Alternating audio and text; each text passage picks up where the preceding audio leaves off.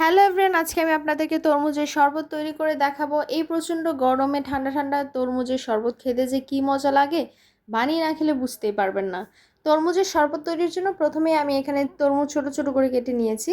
এরপর একটা ব্লেন্ডারের জগের মধ্যে আমি দিয়ে দিচ্ছি সবগুলো তরমুজগুলো সুন্দরভাবে দিয়ে দেওয়ার পর আমি এক্সট্রা কোনো পানি অ্যাড করব না। আমি এর মধ্যে দিয়ে দিচ্ছি লেবুর রস। আমি দুইটা ছোট ছোট লেবুর রস এখানে ব্যবহার করছি।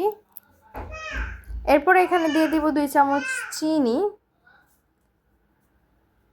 চিনিটা আপনারা মিষ্টি পরিমাণ মতো বুঝে দিতে পারেন। এরপরে এর মধ্যে দিয়ে দিচ্ছি সামান্য একটু লবণ। লবণ দিলে টেস্টের ব্যালেন্সটা খুব সুন্দরভাবে আসবে। এবারে ভালোভাবে ব্লেন্ড করে নিব। ব্লেন্ড করে নেওয়া হয়ে গেলে আমি একটা ছাঁকনির সাহায্যে ছেঁকে নিব।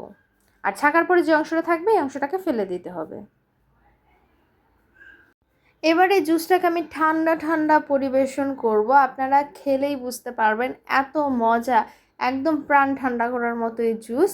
আমি কিন্তু এক্সট্রা পানি ব্যবহার করিনি, তাই খেতে খুবই মজা লেগেছে। আর আপনারা যদি পানি দেন সেক্ষেত্রে অন্যান্য উপকরণ বাড়িয়ে দিবেন। আজকের মতো বিদায় নিচ্ছি। সবাই ভালো থাকুন, সুস্থ থাকুন, অবশ্যই চ্যানেলটা সাবস্ক্রাইব করুন। আল্লাহ হাফেজ।